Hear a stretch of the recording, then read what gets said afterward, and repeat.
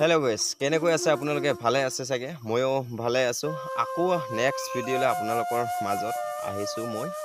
আজি মই এইটো ভিডিঅ'ত ক'বলৈ বিচাৰিছোঁ যে আমি কিছুমান ঘৰৰ কথা, এই ঘৰৰ কথাটো মই আজি এইটো ভিডিঅ'ত ক'ম বাৰু। আমি সকলোৰে ঘৰ আছে, এই ঘৰৰে কথা মই কিছু এটা ক'বলৈ বিচাৰিছোঁ এইটো ভিডিঅ'ত। আৰু মোৰ ইউটিউব চেনেলৰ নাম হ'ল ৰিয়ান ব্লগ 69। আজি মই ক'বলৈ বিচাৰিছোঁ যে আমি ঘৰত তেনেকুৱা আমাৰ ল'ৰা ছোৱালী বহুতৰো থাকে ল'ৰা ছোৱালী, কিছুমানৰ বাৰু ল'ৰা ছোৱালী নহয় বা নাথাকে বা বিচাৰিলেও নাপায়, ঠিক তেনেদৰে কথা। তথাপিও মই ক'বলৈ বিচাৰিছোঁ আমাৰ ল'ৰা ছোৱালী প্ৰায়ভাগৰ থাকে হয়তো 3টা 4টা 5টা তেনেকুৱা কিছুমানৰ আছে ল'ৰা ছোৱালী।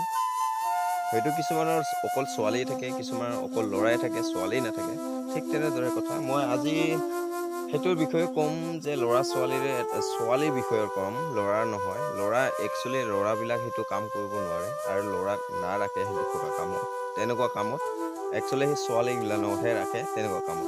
যিটো আমি ঘৰত এজন কাম কৰা মানুহ, যে ধনী মানুহবোৰে লৈ যায় কাম কৰা মানুহ, আমি সেইটো ক'ব লাগিলে আমি সেইটো কি ক'ম? ৰোৱানী।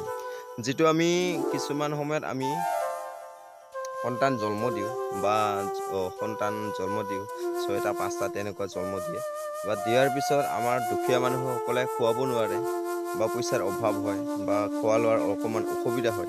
তেতিয়া কি কৰে আমাৰ সকলে, সেই দুখীয়া মানুহসকলে সন্তানটো জন্ম দিয়াৰ পিছত অকণমান ডাঙৰ হোৱাৰ পিছত বা 15, 16, 17 বছৰ এনেকুৱা হোৱাৰ পিছত কি কৰে, যদি খুৱাব নোৱাৰে, আপোনাৰ যিটো 4টা ল'ৰা ছোৱালী আছে, 4টাৰে কি কৰিব, কিছুমানে মানে সেই বেলেগক মানে কাম কৰিবলৈ দিয়ে, মানে ৰোৱনী খাটিবলৈ দিয়ে।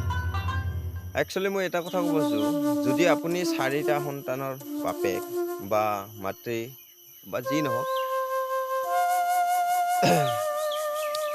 এই 4টা সন্তানৰ বাপেকটো কি কৰে, কিছুমানে মদ খায়, কিছুমানে নাখায় দিচোন, তথাপিও সকলোৰে আমাৰ দুখীয়া মানুহৰ কথা, পইচাৰ কাৰণে বহুত অসুবিধা হয় আমাৰ, পইচা টকাৰ কাৰণে। সেইটোৰ কাৰণে আমি নিজৰ ছোৱালীক মানে আনৰ হাতত মানে কাম কৰিবলৈ বা ৰোৱনী খাটিবলৈ পঠাই দিয়া হয়। তাৰ পৰা আমি হয়তো অকণমান ইনকাম কিছুমান টকা পাওঁ, সেই টকাৰে আৰু তাৰ পৰা আনি টকাখিনি আমি খাওঁ, হয়নে? ঠিক তেনেদৰে যদি মই এটা কথা ক'বলৈ বিচাৰিছোঁ, যদি আপুনি ঘৰৰ আপোনাৰ 3টা বা 4টা সন্তান আছে, তাৰে আপুনি এটা ৰোৱনী দিলে, বাৰু ঠিক ৰোৱনী দিছে, আমি পইচা নোহোৱাৰ কাৰণে ৰোৱনী দিছোঁ বা তাৰ পৰা আমি অকণমান 2-1 টকা খৰচা পাম, সেইটো আমি ঠিক হয়, পইচা পাওঁ।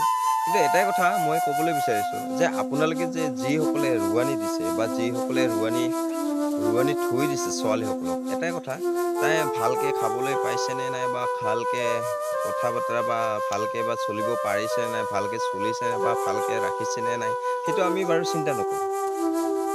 দিয়াৰ পিছত আমাৰ চিন্তা নাই, এতিয়া আমি চিন্তা নকৰোঁ, সেইটো যি কৰিব মালিকজনে কৰিব, ঠিক তেনেদৰে কথা। তাৰ মাজতে মই ক'বলৈ বিচাৰিছোঁ, তাৰপিছত আমি টকা লাগিলে তাৰ যিখিনি দিন কাম কৰিছে বা ইনকাম তাই কাম কৰি আছে, তেখেতৰ ঘৰত যিসকলে লৈ যায়, সেইসকলৰ ঘৰত যিখিনি তাই কাম কৰি নিজৰ ছোৱালীজনী কাম কৰি মাহটো শেষ হৈ যায়, হোৱাৰ পিছত আমি পইচাখিনি আমি ল'বলৈ যাওঁ,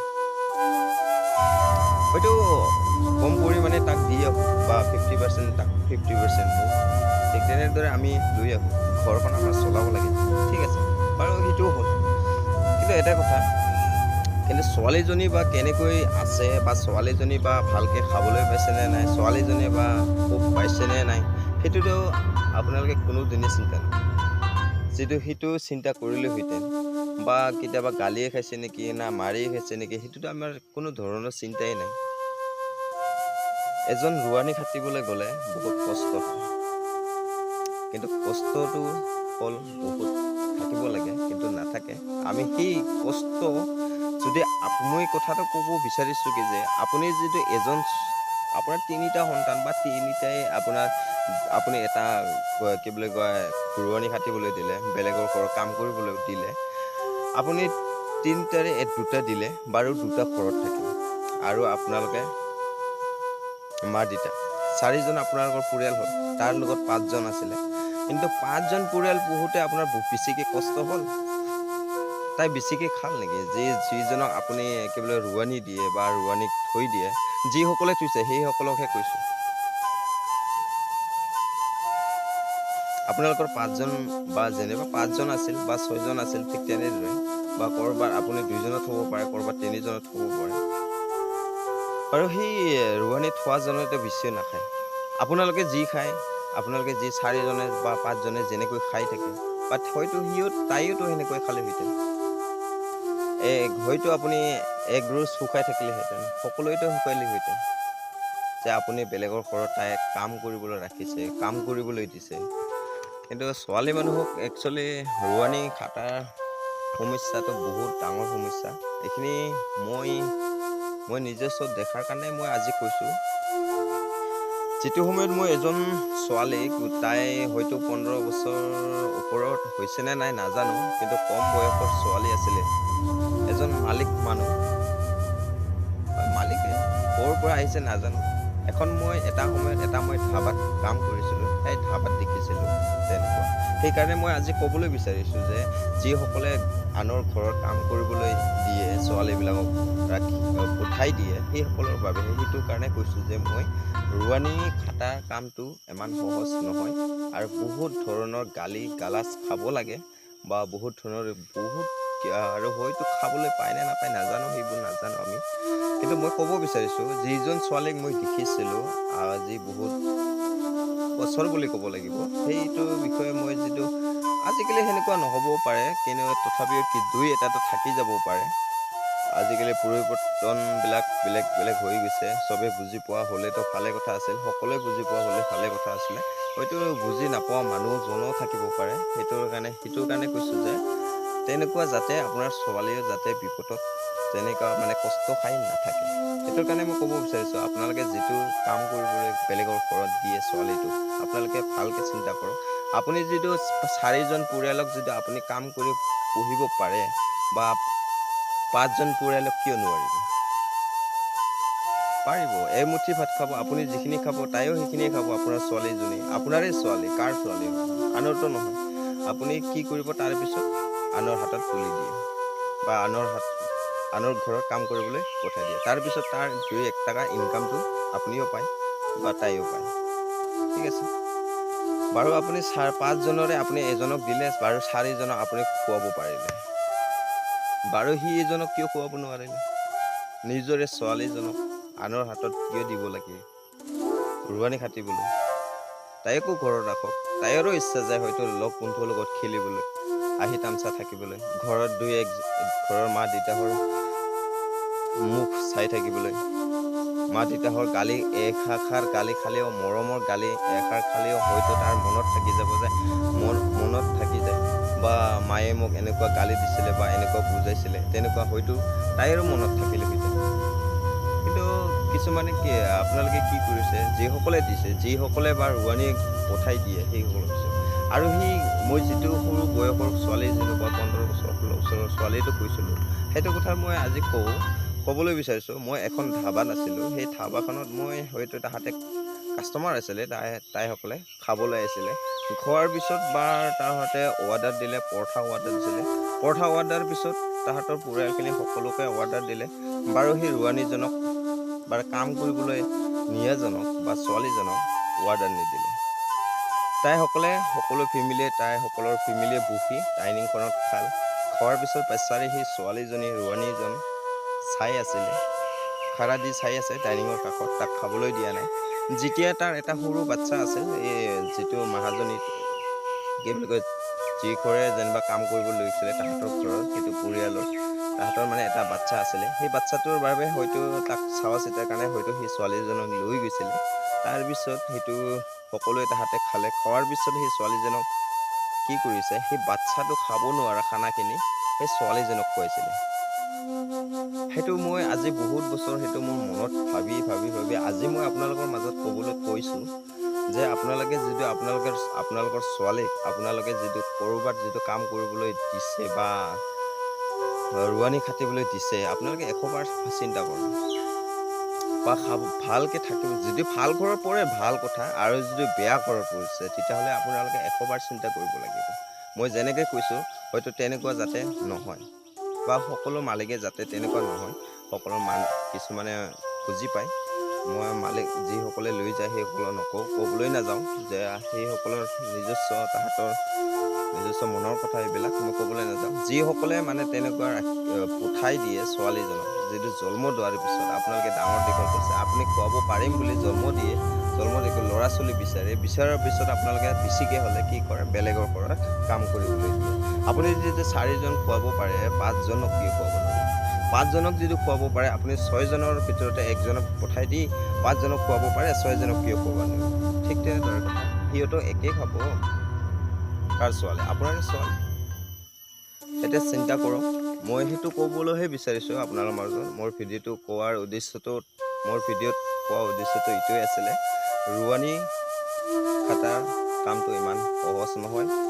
ভাল বেয়া হয়তো গালিও খাব লাগে, হয়তো কেতিয়াবা আকৌ হয়তো তাৰ চকুৰ পানীও ওলাই থাকিব পাৰে বিচনাত, সেইটো কোনেও নিদেখে।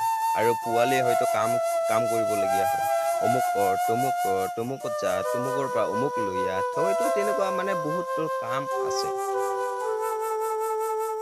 চ' গাইজ, মোৰ ভিডিঅ'টো আজি সেইটোৱে ক'বলৈ বিচাৰিছিলোঁ মই, যাতে মই যেনেকুৱা দেখিছিলোঁ। তাৰপিছত আমি সেইজন ছোৱালীক কি কৰিছোঁ, তাৰপিছত আমাৰ ষ্টাফৰ ফালৰ পৰা আমি বেয়া লাগি এখন পৰঠা দিছিলোঁ। পৰঠা দিয়াৰ পিছত সেই ছোৱালীজনক খাবলৈ নিদিলে। তাইসকলে বেয়া পালে, লাজ পোৱাৰ পিছত বিল দি পেলাই গুচি গ'ল। যাতে আপোনাৰ ছোৱালীও তেনেকুৱা, মই বহুতো দেখিছোঁ, ধাবাত থকাৰ পৰা মই বহুত দেখিছোঁ তেনেকুৱা। কিছুমানে বহুত মৰম কৰে, কিছুমান নিজৰ ল'ৰা ছোৱালীৰ দৰে মৰম কৰে। ঠিক সেইবোৰহে মানুহ। কিছুমানে যিসকলে একদম নকৰানিয়ে আৰু সেইটো একদম ঘৰৰ কাম কৰাই আৰু তেনেকুৱাকে একদম ড্ৰেছ পিন্ধাই লৈ আহে। আমিতো গমেই নাপাওঁ, বা সেই তাইক দিছোঁ, বেলেগৰ ঘৰত কাম কৰিবলৈ দিছোঁ, বিন্দাছ আছে, খাবলৈ পাইছে, মালিকৰ ঘৰত আছে, পইচা টকাৰ অভাৱ নাই।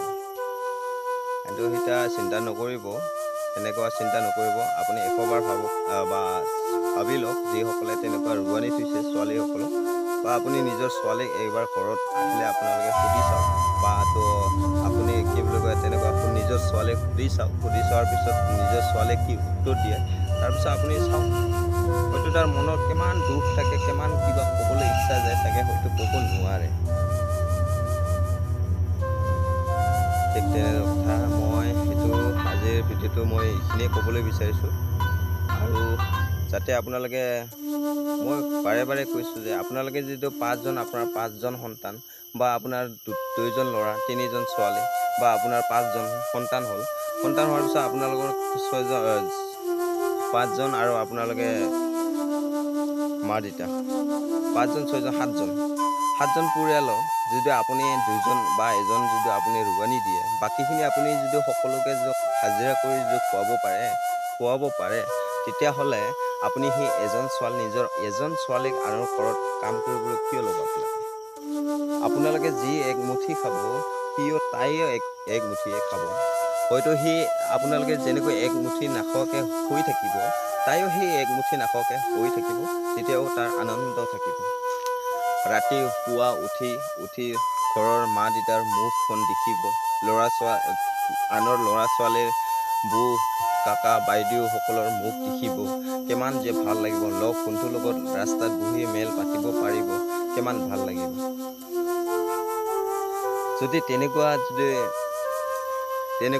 ঘৰতে ৰাখি তাইৰ বায়েকসকলে বা বাইদেউসকলে বা ভণ্টিসকলে যদি ঘৰত থাকে, তেনেকুৱা মিটিং মেলা যদি কৰি থাকিব পাৰে, আপুনি যদি খুৱাব পাৰে, সেই এজনক কিয় আপুনি খুৱাব নোৱাৰে? পাৰিব। এজনে কিমান খাব? কিন্তু এটাই কথা কি, আমাৰ মানুহ পইচাৰ অভাৱৰ কাৰণে আনৰ ঘৰত কাম কৰিবলৈ দিয়া হয় নিজৰ ছোৱালী। কিন্তু সেইটো কাম নকৰিব। আপুনি যিটো 4জন পৰিয়ালক যদি আপুনি খুৱাব পাৰে, সি এজনক কিয় খুৱাব নোৱাৰিব? বা আপুনি 6জন 7জন পৰিয়ালক যদি আপুনি 7জন পৰিয়ালৰে আপুনি 2জন থৈ দিলে, বাৰু বাকীখিনি আপুনি হাজিৰা কৰি খুৱাই আছে, সেই 2জন ছোৱালী বা ল'ৰাকো আপুনি খুৱাব পাৰিলে।